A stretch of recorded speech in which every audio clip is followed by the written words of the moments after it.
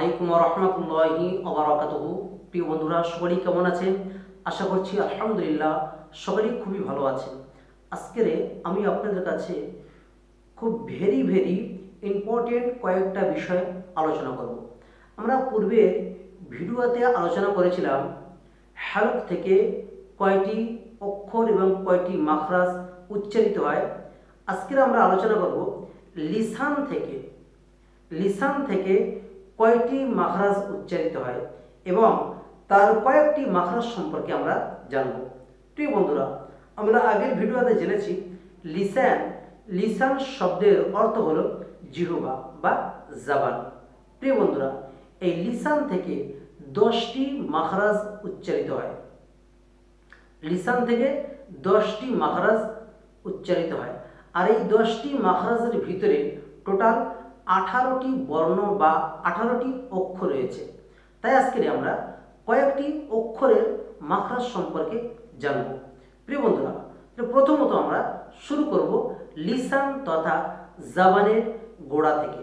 আপনারা স্ক্রিনে যে ছবিটি দেখতে পাচ্ছেন, এই ছবিটির নাম হলো লিসান তথা জিহ্বা।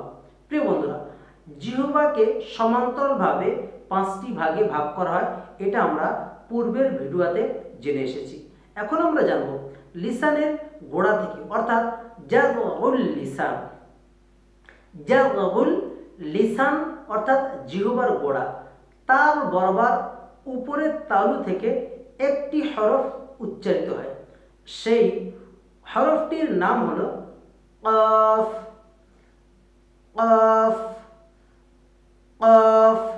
প্রিয় বন্ধুরা, আবার বলছি, কফের মাখরাজটা কি?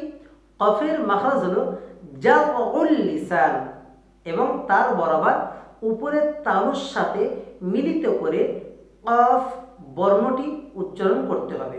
বর্ণটি আমরা উচ্চারণ করব কোথা থেকে? জাগউল লিসান তথা জিহ্বার গোড়া থেকে। জাগউল লিসান তথা জিহ্বার গোড়া থেকে। জিহ্বার গোড়াটা কোন অংশটাকে বলবো? অবশ্যই আপনারা স্ক্রিনে দেখতে পাচ্ছেন, এই যে অংশটা হলো জিহ্বার গোড়া।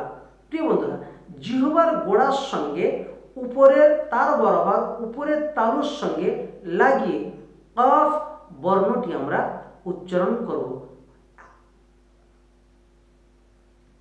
আরেকটি বিষয় মাথায় রাখতে হবে, কফ বর্ণটি হলো ইস্তিআলার হরফ, অর্থাৎ তাফখীমের হরফ, মোটা বর্ণ।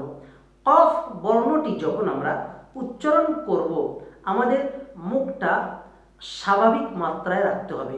মুখের আকৃতিটা থাকবে স্বাভাবিকের মতো। কফ বর্ণটি মোটা অক্ষর বা ইস্তিআলার হরফ, এই জন্যে কফ বর্ণটি উচ্চারণের সময় মুখের আকৃতি আমাদের একেবারে স্বাভাবিক রাখতে হবে। আর কফ বর্ণের শেষটাকে যখন আমরা ছাড়বো, অর্থাৎ ফায়ের মাখরাজে গিয়ে ছাড়বো, কফ ফায়ের মাখরাজ, যদিও কফের ভিতরে 3টি বর্ণ পাওয়া যায়, কফ, আলিফ এবং ফা।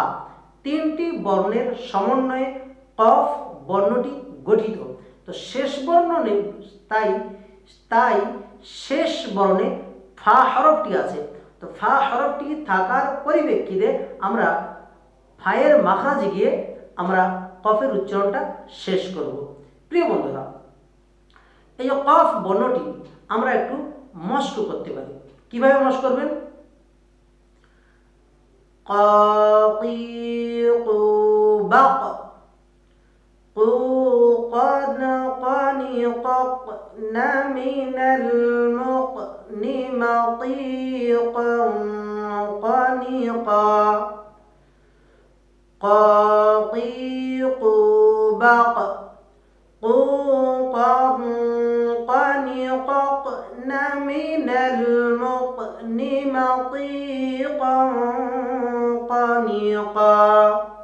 আবার বলছি,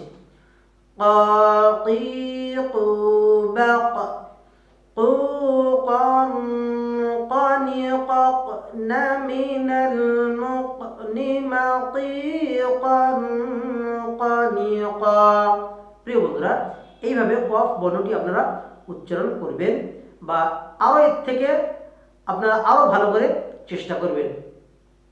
আমি আমার সাধ্য অনুযায়ী আপনাদের কাছে চেষ্টা করছি। আমি আমার সাধ্য অনুযায়ী আপনাদের কাছে চেষ্টা করছি। নম্বর 2, কাফের মাখরাজটি জানব।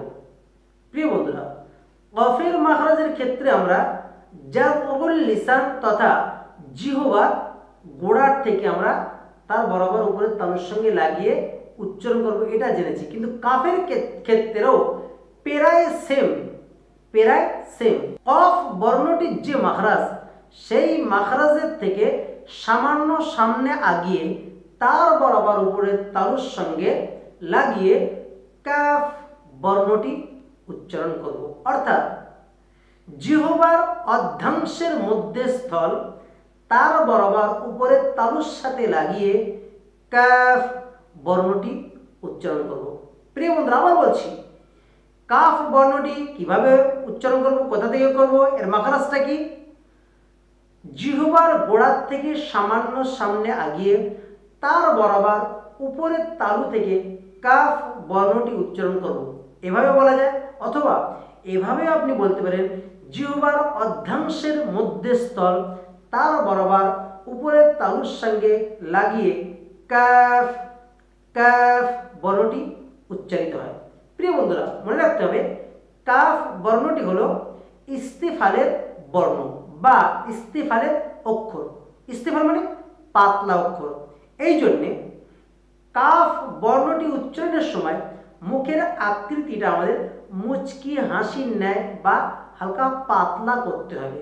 মোটা অক্ষর উচ্চারণের সময় মুখের আকৃতি থাকবে স্বাভাবিক, আর পাতলা বর্ণ বা পাতলা অক্ষর উচ্চারণের ক্ষেত্রে মুখের আকৃতি থাকবে মুচকি হাসির ন্যায় তথা পাতলা। কিভাবে উচ্চারণ করবে? Calf calf calf calf calf. এই কাফটা আপনি সুন্দরভাবে মস্ক করতে পারেন। কাকি কুবাক কুকান কানিকাক নামিনাল মুকনিমাকিকান কানিকা। কাকি কুবাক কুকান কানিকাক নামিনাল মুকনিমাকিকান কানিকা। কাকি কুবাক কুকান কানিকাক নামিনাল মুকনিমাকিকান কানিকা। প্রিয় বন্ধুরা, এটা কাফের মাখরাজ জ্ঞান। প্রিয় বন্ধুরা, যদি এইভাবে আপনি প্রত্যেকটা বর্ণ, প্রতিটা হরফ যদি মস্ক করেন এবং বুঝে বুঝে যদি ভাবেন, অবশ্যই আপনি ভয় পাচ্ছেন, আপনার ভিতরে ভীতি কাজ করছে যে আমি পবিত্র কোরআন শুদ্ধ করে পড়তে পারবো না, আমার দ্বারা পবিত্র কোরআন মাখরাজ সহিত আদায় হবে না। না, এটা আপনার ভুল ধারণা। পবিত্র কোরআনে আল্লাহ তো জানিয়েছেন, ওয়ালাকাদ ইয়াসসারনাল কোরআনা লিযিকরি ফাহাল মিন মুদ্দাকির, যে আল্লাহ কোরআনকে বোঝার জন্য মানুষের জন্য একেবারে সহজ করে দিয়েছেন। কোরআনকে বোঝা মানুষের জন্য একেবারে আল্লাহ সহজ করে দিয়েছেন। এই জন্য আপনিও কোরআন শুদ্ধভাবে পড়তে পারবেন, শুধু যদি আপনার একটু প্রচেষ্টা থাকে।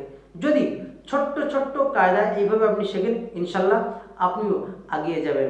আজকের যদি এই ক্লাসটি থেকে আপনি কিঞ্চিত পরিমাণে উপকৃত হয়ে থাকেন, অবশ্যই আমাদের এই চ্যানেলটি দিনের স্বার্থে, ইসলামের স্বার্থে চ্যানেলটি সাবস্ক্রাইব করবেন, পাশে থাকা বেল আইকনটা প্রেস করে অল নোটিফিকেশনটা অন করে রাখবেন।